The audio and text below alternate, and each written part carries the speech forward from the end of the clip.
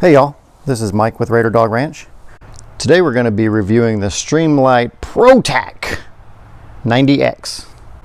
You can find a link in the description below if you're interested in purchasing this. This is a Streamlight ProTac 90X. So it's very similar to the ProTac, except that it's got the 90-degree angle, so that makes it the 90X. You'll notice that it has the little Velcro pouch. This also has a little latch on the back that you can either attach to your belt, or you could attach to some MOLLE webbing if you wanted to attach that to your backpack. If I take it out of the pouch, it also has a clip. And if you don't like that, you can just pop it off and don't use it at all. If you're enjoying this video, please hit the like button. If you enjoy the content, go ahead and subscribe to my channel. I would definitely appreciate that. And if you hit the notification bell, you'll be the first to know when new videos are released. The unit does come with, as I mentioned, the holster and the clip, the battery inside, and a short USB charging cable. The light is made of military grade aluminum, and you can see the size here. The length is about 4.39 inches, and for the rest of the world, that's 11.1 centimeters. The head diameter here, 1.14 inches or 2.9 centimeters. Fits in the hand nicely. The 90 degree, this is what I liked about it. Fits very nicely on the thumb. It is a pulse switch or a click switch, so if I hit it once, I can pulse. You can see a little bit of light in the background. It's pretty bright out here right now. We'll do some light testing when it gets dark, but I can click and click off, or I can just pulse it. So let's get into some of the stats for this light. This little light does produce 1000 lumens on the high mode. It also switches from high, medium, low. I'll talk about some of the programmable features on this light in just a minute. This one comes with a USB lithium ion battery. This is one of the better features of this one. You can either use CR123 batteries, CR123A, you can two of those, or you can use the battery that it comes with. For the battery that it comes with, it comes with a USB charger. This is what the light looks like, or the battery, I'm sorry. And it does have a USB port somewhere. There it is. USB port right on the side. So you would just charge this. It does give you LED indicators on the top when it's charged. It takes about 5 hours to charge the battery. It does have different performance depending on whether you're using this lithium ion that's in it, or if you're using the CR123 batteries. As it's sold with this lithium ion battery, you'll get 1000 lumens on high, and that'll last you about an hour and 45 minutes. And it says it has a range of 171 meters. On medium, that's 300 lumens, 4 hours and 45 minute runtime, and 91 meter visibility. And on low, it has 65 lumens, 24 hours, and 42 meter visibility. If you were to choose to use the CR123 batteries, you actually get a little bit better performance from it. Going through the same categories as before, high, medium, and low, the 1365 lumens are all the same, but you do get some extended time from the high beam. That'll go 2.5 hours instead of an hour and 45 minutes with the USB. Now you don't get that same performance at medium. You only get 4 hours at medium light, whereas before we got 4 hours and 45 minutes. And then on low, you get 21 hours from the CR123, and you can get 24 hours from the lithium ion. So a little bit of a trade-off. You get a little bit better performance if you're on high mode. Another feature you might be interested in on the strobe function, if you had to set this out in an emergency and just let it strobe continuously, the strobe runtime is 2.5 hours for CR123A batteries and 3.5 hours using the lithium ion battery that's on the strobe function. This is one of the high intensity LED bulbs. These bulbs do produce heat. If you leave it on high and you have it on for any amount of time, even right now, see how bright it is on my finger, it does really produce some heat. According to the manufacturer, it's not enough heat to cause a fire, and that's normal for it to get hot, so it will be noticeably hot. You probably don't want to have your hands around the lens, but it is normal.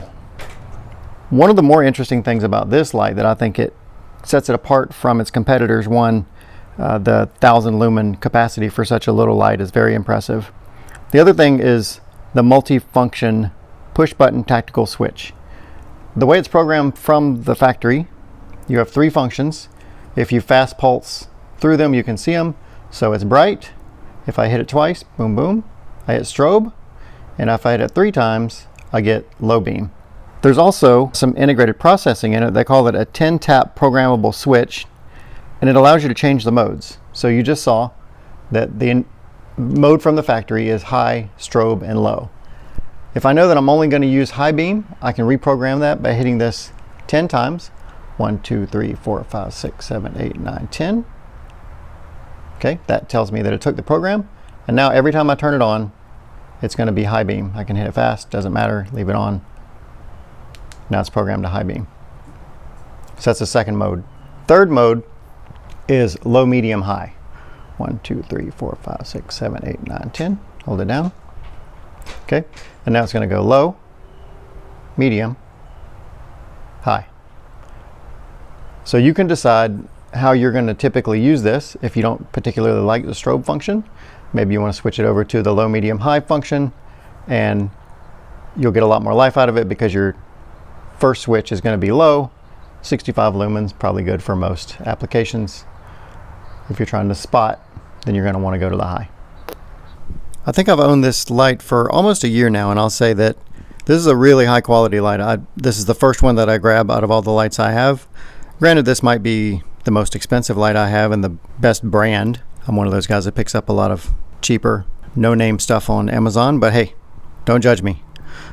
The one thing that I would say you might be disappointed in, or that is lacking in this product, is there is no zoom on the lens. A lot of flashlights with this size will give you a zoom lens that lets you focus the light. This one does not. So let's take it out at night and see how it performs. All right, here we're going to try to do some testing out here in the evening.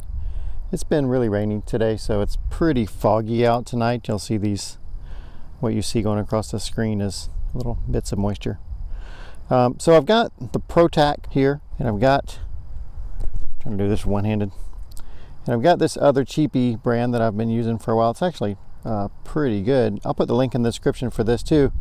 I mean, for its price, this is a pretty good little cheap flashlight, and it's got what I mentioned the other one doesn't have. You can push and pull for zoom on it. So I'm going to do a bit of a comparison between those two. I'll go ahead and shut off this overhead light and see how they do. All right, you can see in my neighborhood this is kind of a green belt area. Hopefully this will show up okay.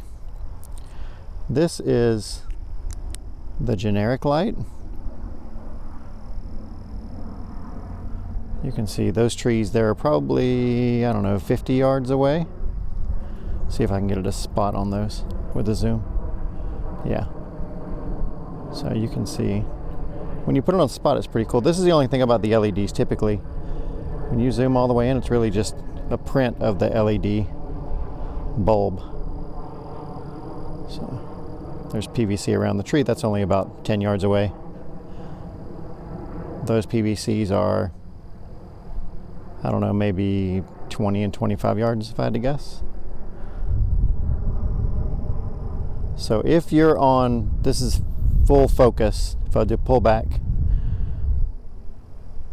that's what I get. Again, this is from the cheap flashlight, but it's supposed to be around 1,000 lumens as well. So let's see how that compares to the ProTac. I left the ProTac on low, medium, high mode. So this is low.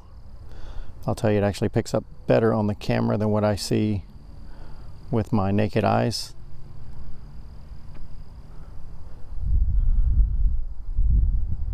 Then we'll go to medium.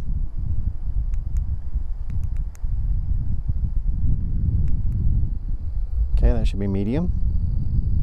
Already starting to see that tree.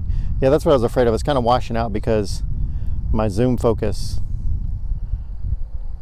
Okay, that's better if I get it away from the camera. So you can see it's already lighting up those trees. Maybe better than the other light did on medium. All right, let's try high. All right, that's high beam. Again, I got to get it away from the camera so you can see. It's pretty foggy out here, so I'm getting some reflection of the light back to me, but it lights up a pretty big area in comparison to the other cheaper light. So for the head-to-head comparison, I'm gonna say this one is brighter without having to create a focus. I mentioned before I didn't like that you can't create a focus, but it almost doesn't need it. This thing really lights up well.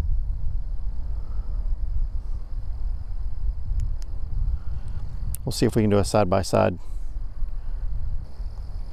I don't know how this is going to work because I've only got one hand for the camera and one hand for two flashlights.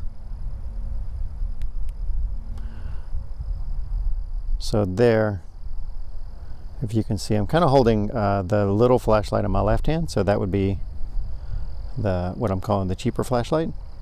And then this is the Streamlight on bright. It's completely drowning out that light. You wouldn't even know that light was on. And if I put it over here, when you bring this light over, it doesn't really drown out the Streamlight. So my very non-technical comparison here says the Streamlight is quite a bit brighter. So there you go. There's my comparison and my review of the ProTac Streamlight. It is a very good little flashlight. If you buy a flashlight like this, you're not going to have to buy another one. These other flashlights tend to fail pretty regularly, the cheap ones that I use. So, you know, you buy one and keep it, or you buy a bunch of them that keep breaking. All right. Thanks everybody for watching. We'll see you next time.